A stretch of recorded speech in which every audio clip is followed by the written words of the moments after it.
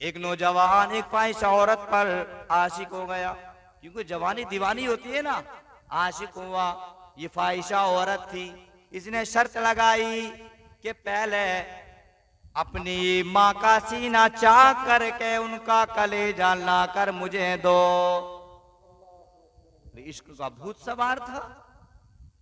और फौरन रात को ये गया नौजवान, माँ को हला किया, माँ का सीना चा किया, कलेजा निकाला और लेने के बाद दौड़ पड़ा ख्वाहिश औरत की जानिब। जब दौड़ने लगा, चलने लगा, चलते चलते अचानक इसकी ठोकर लगी। ठोकर का लगना हुआ, ये जमीन पर गिरा और इसके हाथ से कलेजा दूर जाकर गिरा। मोहब्बत से बोलो जरा। कलेजा दूर जाकर गिरा, लेकिन माँ की ममता देखिए। इस कलेजे से आवाज आई, बेटा कहीं चोट तो नहीं लगी। ये माँ की ममता है।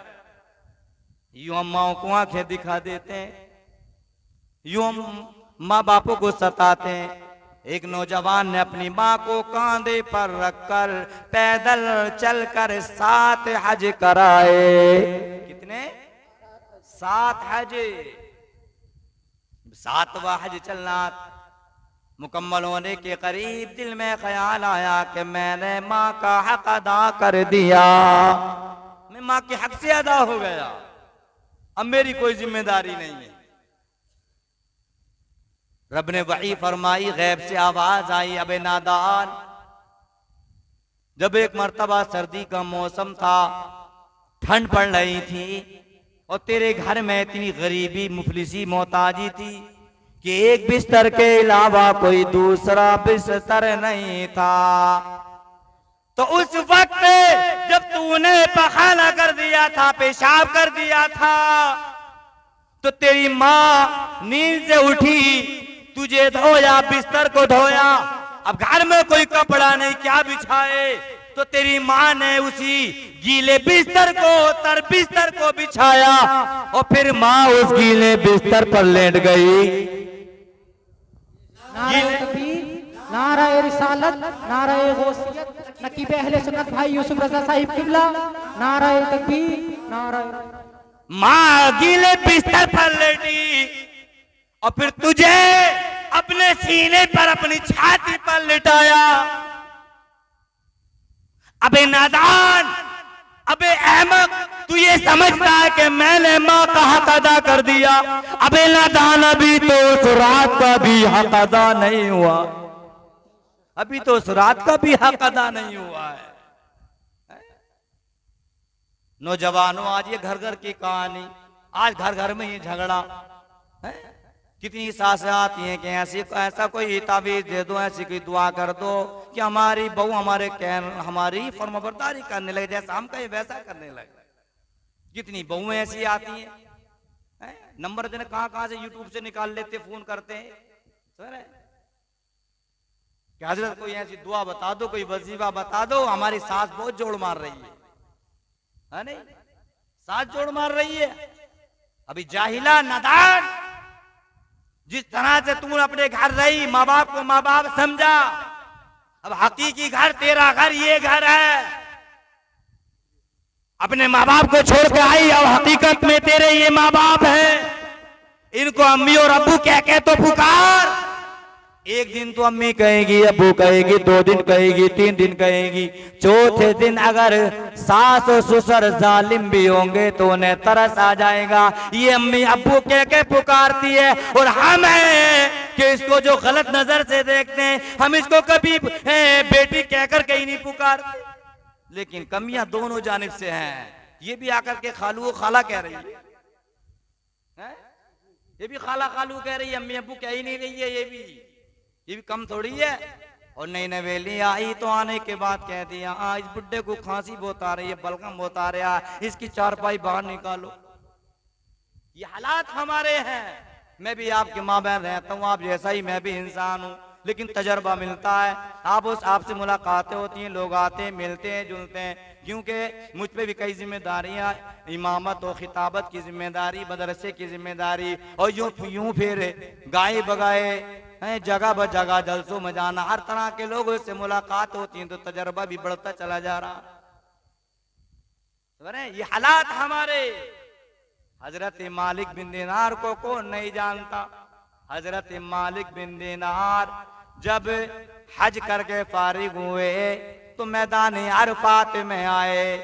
आप लेट गए, आपको नींद आ गई, तो ख्वाब में देख रहे हैं आसमान से दो फरिश्तों का नुज़ूल हुआ। एक फरिश्ता दूसरे फरिश्ते से कह रहा है इस साल इमसाल कितने लोगों का हज कबूल हुआ। तो दूसरे फरिश्ते ने कहा सिवाय अहमद बिन मोहम्मद बल्खी के सारे हाजियों का हज कबूल हो गया है।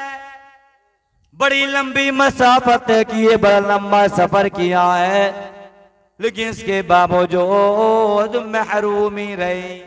लेकिन आज के हालात ही अगर हम हज कर लें तो समझते हैं अब तो हमारे सारे गुनाह माफ हो गए।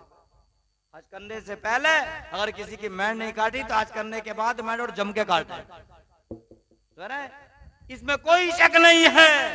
अगर इंसान हज कर ले और हज रब की बारगाह में मकबूल हो जाए तो वो ऐसा हो जाता है जैसा कि माँ के पेट से पैदा हुआ। उसके जिम्मे जो फराइज व वाजिबात है उनको अदा कर ले। अब इसके उलमा ने कुछ निशानियां भी बताई हैं, कुछ अलामतें भी बताई हैं। अगर किसी का हज देखना हो, जायजा लेना हो कि इसका हज रब की बारगाह में कबूल हुआ या नहीं हुआ, तो हज करने से पहले की जिंदगी देख लो।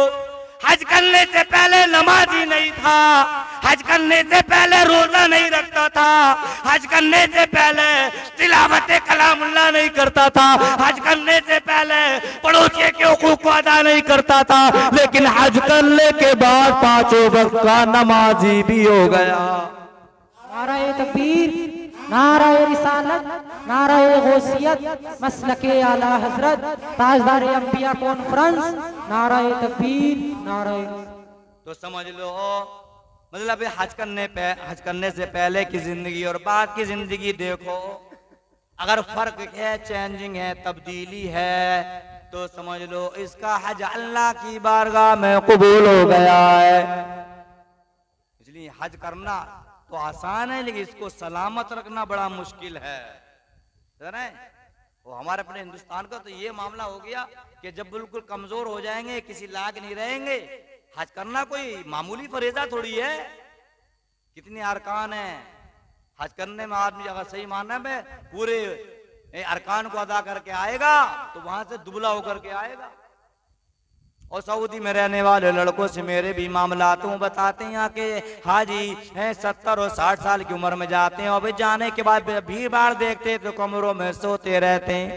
नमाजें भी वहां पढ़ते हैं कमरों पे, जबकि मस्जिद हराम में अगर इंसान एक रकात नमाज पढ़ता है और यहाँ आकर के इंसान 1 लाख रकातें पढ़े तब बराबर का मामला होगा।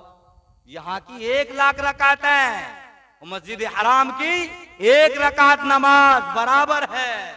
यानी 1 लाख रकात नमाजों का सवाब अल्लाह 1 रकात वहां अदा करने में अता फरमाता है। और मस्जिद नबवी जो मदीना शरीफ में, वहां 50,000 रकात नमाज का सवाब मिलता है।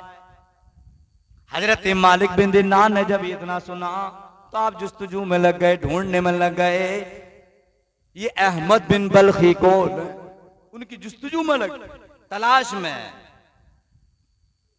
खुरासान के अतराफ में गए, ढूंढते रहे, कोशिश करते रहे, तो आपको एक खेमा नजर आया, एक झोपड़ी नजर आई। तो आपने पर्दा हटा करके देखा तो एक नौजवान खड़ा है, जिस्म पर बहुत मोटा लिबास है, गले में एक तोप की शक्ल में हार पड़ा हुआ है, हाथों में हथकड़ियां हैं, पैरों में बेड़ियां हैं। अजीजान मिल्लत इस्लामिया, मालिक बिन दीनार को जब उसने देखा तो कहा अस्सलामु अलैकुम या मालिक बिन दीनार। आपने जवाब दिया वालेकुम अस्सलाम। कहने लगा आपका ही नाम मालिक बिन दीनार है और जो आपने ख्वाब में देखा जिस नौजवान के ताल्लुक से मैं वही हूं। कौन हूं मैं? वही हूं। काची आप इतने अजीम बुजुर्ग, आपको इतना कश्फ हासिल, आपने देख करके पहचान लिया ये अजीम मनसब के मालिक आप। इस सब के बावजूद इस अजाब में आप क्यों मुब्तला है? तो जवाब दिया, मुझे मालूम है किसकी वजह से मुझे ये अजाब मिला है। कहा बताओ तो जरा।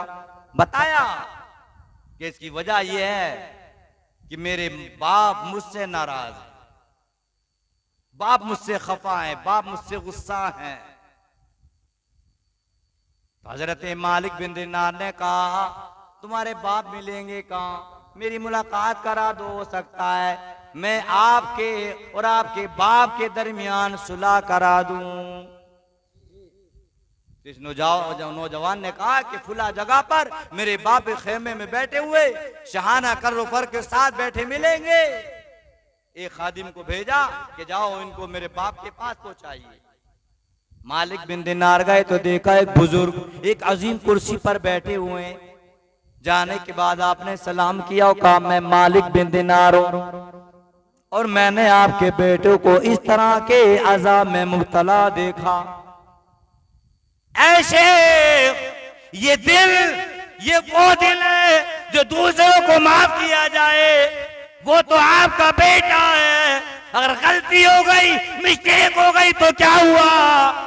आपकी बारगाह में गुजारिश है, अल्लाह और रसूल का मैं आपको वास्ता देता हूं, अपने बेटे को माफ कर दे। शेख ने कहा बड़े अजीम शफी का वास्ता लेकर आए हो। बेटे से मैं नाराज था, बेटे को माफ तो नहीं करता, लेकिन आपने अल्लाह और रसूल का वास्ता देकर मुझे मजबूर कर दिया है। तो इस तरह से जब बाप ने माफ किया, अब मालिक बिन दिनार फिर वापस गए। जब इस नौजवान को देखा तो जिस्म पर जो मोटा लिबास पहने हुए थे वो भी गायब, जो अजाब की शक्ल में तो गले में पड़ा हुआ था वो भी गायब, हाथों में जो हथकड़ियां थी, पैरों में जो बेड़ियां थी वो भी गायब हो गई। समझ रहे?